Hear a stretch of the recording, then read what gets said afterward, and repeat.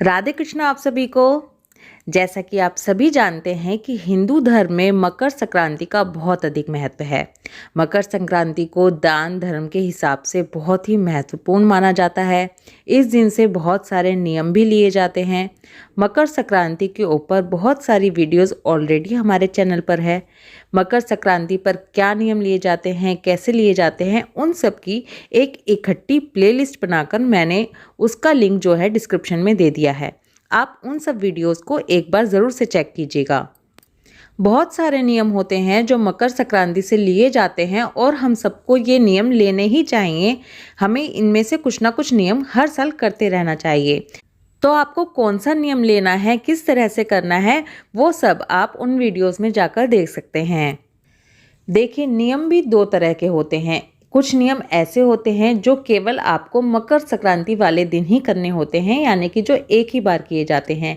लेकिन कुछ नियम ऐसे भी होते हैं जो आपको 7 दिनों तक करने होते हैं, और कुछ नियम ऐसे होते हैं जो आपको पूरे एक साल में पूरे करने होते हैं। अलग अलग तरह के नियम होते हैं। सभी के बारे में फुल डिटेल में मैंने जानकारी अपनी पहले की वीडियोज़ में दी हुई है। इसीलिए आपसे रिक्वेस्ट करूंगी कि एक बार उन वीडियोस को भी ज़रूर से देखिएगा। और जो आज की ये वीडियो है, इसमें मैं आपको बताने वाली हूँ कि मकर संक्रांति से एक नियम उठाया जाता है जिसे 7 सहेलियों का नियम या 7 भाइलियों का नियम कहा जाता है। आप सभी ने इसके बारे में सुना होगा। इसको किस तरह से किया जाता है, किस तरह से करना है, उसके बारे में पूरी जानकारी आपको आज की वीडियो में दूंगी। इसलिए वीडियो को बिल्कुल भी स्किप मत कीजिएगा और एंड तक ज़रूर देखिएगा। अब आगे वीडियो में मैं आपको बताऊंगी कि आपको 7 सहेलियां कौन कौन सी बनानी होती हैं, कैसे बनाई जाती हैं। लेकिन उससे पहले आपको ये बता दूं कि इस नियम को आप 2 तरह से ले सकते हैं। एक नियम तो ये होता है कि आप एक ही बार में 7 सहेलियां बना लें, या फिर आप इस तरह से भी कर सकते हैं कि आप हर साल एक सहेली बनाते जाएं और फिर 7 साल में 7 सहेलियां बना लें। ये 2 तरह का होता है। जिस तरह से आपकी सहूलियत हो, आप उस तरह से इस नियम को ले सकते हैं। तो चलिए, अब बिना देर किए मैं आपको ये बताती हूँ कि हमें 7 सहेलियाँ कौन कौन सी बनानी होती हैं। 7 सहेलियों में सबसे पहले जो हमें सहेली बनानी होती है वो होती हैं पार्वती माता। जी हाँ, हमें गौरा मैया को अपनी सहेली बनाना होता है। अब जब हम गौरा मैया को अपनी सहेली बना रहे हैं तो वो हमें कैसे करना है, वो नियम कैसे होता है। उसमें हमें मकर संक्रांति वाले दिन सुबह नहा धोकर मंदिर जाना है।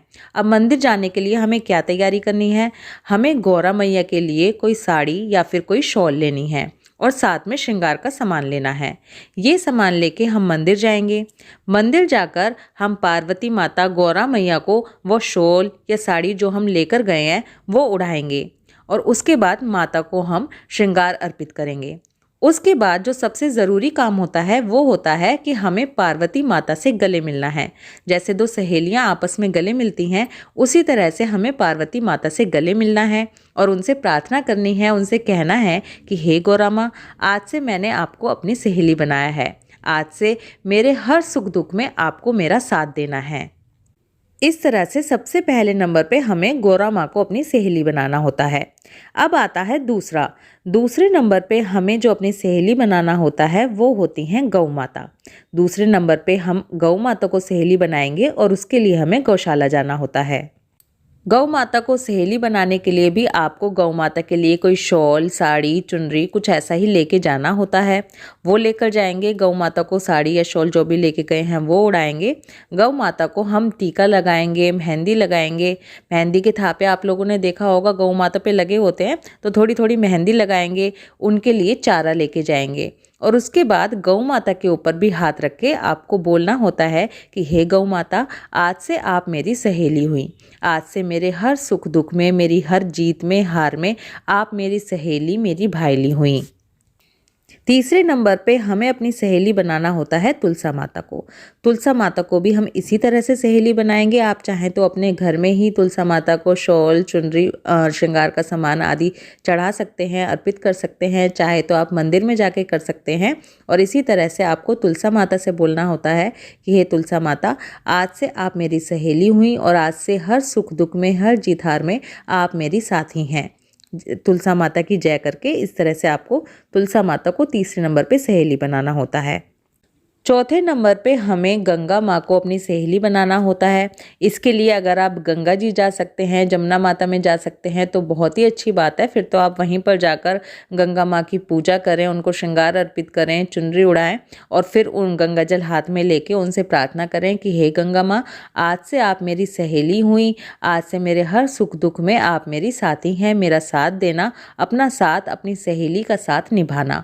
लेकिन अगर आप किसी वजह से गंगा जी या किसी नदी पर नहीं जा पा रहे हैं तो आप घर में ही किसी परात में या किसी बर्तन में गंगा जल लेकर और इस तरह से आप गंगा माँ को सहेली बना सकते हैं। जो काम आपको गंगा जी जाकर करना है वो आप घर पे ही करके गंगा माँ को सहेली बना सकते हैं।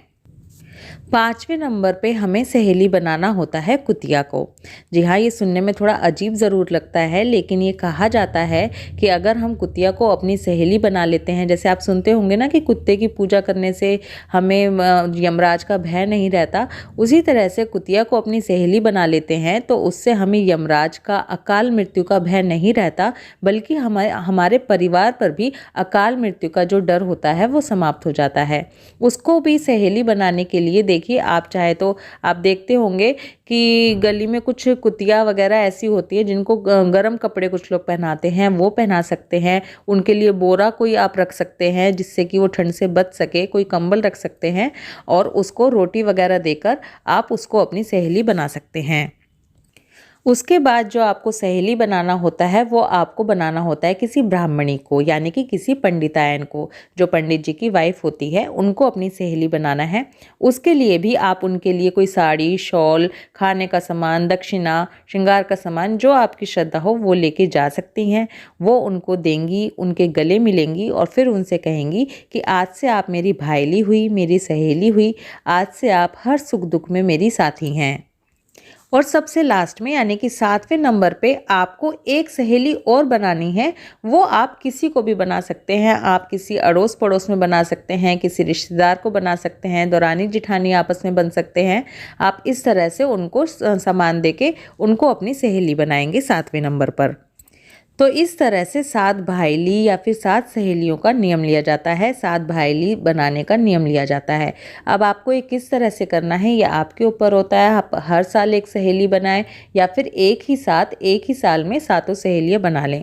उनके ऊपर हाथ रख के, उनके गले लग के आपको ऐसे बोलना होता है और इस तरह से 7 सहेलियों का नियम लिया जाता है। उनको आपको देखिए कोई साड़ी, शॉल वगैरह देनी होती है। उसके अलावा जैसा मैं हमेशा कहती हूँ, दान तो हमेशा अपनी श्रद्धा और सामर्थ्य के हिसाब से किया जाता है। बढ़ाने को आप कितनी भी चीज़ें बढ़ा सकते हैं। अब मैं आपको कुछ इम्पॉर्टेंट चीज़ें बता देती हूँ। देखिए, ये वाला जो नियम होता है ये लाइफ में एक ही बार किए जाने वाला नियम है। इसका कोई उद्यापन नहीं होता, कोई इसका रिपीट नहीं होता कि आपको दोबारा करना है। ये एक ही बार नियम लिया जाता है और जब आप सहेली बनाते हैं उसी टाइम आपको कोई उपहार या भेंट, जो मैंने बताया साड़ी या शॉल वगैरह दे के सहेली बनाना होता है और ये इसी तरह से नियम आपका पूरा हो जाता है। इसमें किसी तरह का कोई उद्यापन या रिपीटेशन नहीं होता है। आई होप मैंने वीडियो में आपको ये वाला जो नियम है 7 भाईली या 7 सहेली बनाने का, उसके बारे में फुल इन्फॉर्मेशन दे दी है। आपके मन में कोई भी डाउट नहीं होगा। फिर भी आपके पास कोई डाउट हो तो आप कमेंट करके ज़रूर बताइएगा। इसी के साथ आपसे आज एक और बात कहना चाहूँगी कि हमारे चैनल पर आने वाली वीडियोस आपको कैसी लगती हैं, हेल्पफुल होती हैं या नहीं होती हैं, या आप हमारे चैनल पर और किस तरह की वीडियोस देखना चाहते हैं, ये कमेंट करके ज़रूर बताइएगा। आपके कमेंट से हमारा हौसला तो बढ़ता ही है, हमें प्रेरणा भी बहुत मिलती है। आपको वीडियो अच्छी लगे तो वीडियो को लाइक कीजिए और ज़्यादा से ज़्यादा लोगों के साथ शेयर कीजिए। और अगर चैनल को अभी तक सब्सक्राइब नहीं किया है तो चैनल को सब्सक्राइब करके बेल आइकन पर क्लिक ज़रूर करें। मकर संक्रांति के त्यौहार का ज़रूर से फ़ायदा उठाएं, कोई ना कोई नियम ज़रूर लें। सारी वीडियोस के लिंक डिस्क्रिप्शन में है, एक बार उन्हें ज़रूर चेक करें। राधे कृष्णा।